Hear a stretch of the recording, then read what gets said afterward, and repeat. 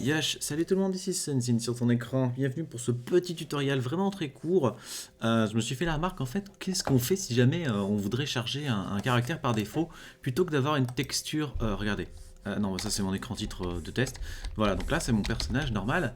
Qu'est-ce qui se passe si jamais on n'a pas la texture? Vous savez, ça donne cette espèce de truc gris un petit peu dégueulasse. Attendez, il faut que je retrouve objet. Non, on va aller dans Extra Behavior Player. Player, voilà, si je change le nom, je devrais avoir une texture dégueulasse.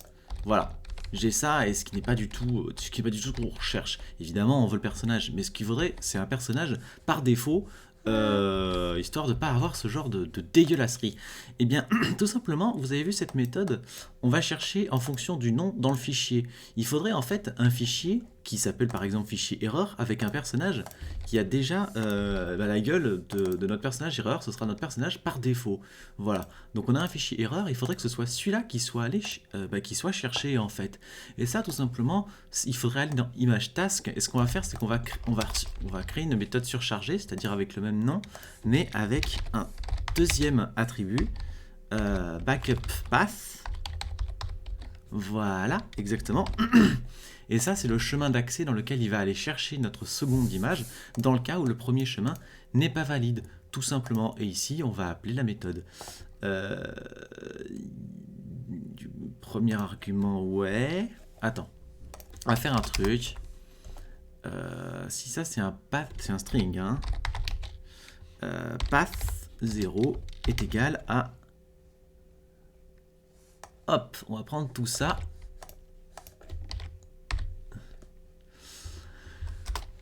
String backup path, voilà, c'est égal à la même chose. Bon, c'est juste un copier-coller dégueulasse. En principe, on pourrait faire ça un petit peu mieux, mais c'est histoire d'avoir quelque chose qui marche. Après, vous vous arrangez, vous embellissez votre code, on s'en fout. Ce qui compte, c'est pas la gueule esthétique qu'a mon code, c'est son fonctionnement. Après, vous vous arrangez. Backup path, voilà. Et là, on va appeler la bonne fonction. Et ici, on n'a plus qu'à la créer. Alors ça, c'est vraiment pas dur. Voyons voir que je réfléchisse un petit peu. Donc, load image, ouais. En fait, c'est à ce niveau-là qu'on va tout changer. Hop.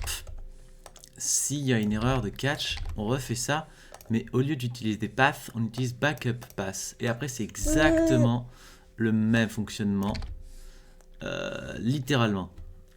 Littéralement ça. Backup path. Après, on peut appeler URL backup. On va l'appeler URL 1, histoire de ne pas avoir de problème. Path 1, comme ça, on est sûr. Path 1, URL 1. Et on remet l'exception au cas où on a encore un problème, histoire d'avoir le bon... Enfin, histoire d'avoir quelque chose. Que catch... on est bon. Alors, il faudra un try catch.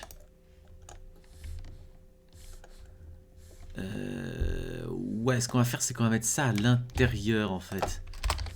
Comme ça. Yuri, quoi, c'est pas bon? Ah oui, exception. Hop, exception 1. Ça, on l'attrape. Ensuite, image. On la dégage comme ça. Et en principe, donc là, oups. Alors ça, faudrait que je teste, faudrait que je fasse mon code test plutôt. Tuto, donc là j'ai mon personnage. Et si jamais je m'amuse à saboter la texture, voyons voir, ça doit être dans tuto, living player. Si je sabote son nom, ouais mais non, mais en fait quand je l'appelle, je le sabote pas son nom. Word, map creator, fais voir un peu. Player. C'est quel player qui a appelé new player get? New player. Ouais, si je sabote son nom, normalement, je devrais avoir rien du tout. Ok, qu'est-ce qui se passe? Donc si son nom il est bon, ça fonctionne. Et... Attendez, hop. Ouais. Et si son nom il est pas bon... Ah bah voilà! Voilà, exactement. On a notre personnage par défaut. Voilà, c'était un petit tuto rapide. La prochaine fois, ce qu'il faut qu'on voit, c'est le fonctionnement d'une souris et d'un menu principal. J'ai déjà réussi à faire ça sur mon code de base. Bah voilà, c'est le code que vous avez vu. Ça, c'est mon menu avec bouton play, bouton quit. Si je fais play, hop, voilà, j'ai mon jeu. Et si je fais quit, et ben ça kick direct. Voilà, donc ça fonctionne, mais il faudra que je montre en vidéo comment j'ai fait. Merci d'avoir regardé cet épisode, je vous fais des bisous et je vous dis à bientôt. Allez, bye.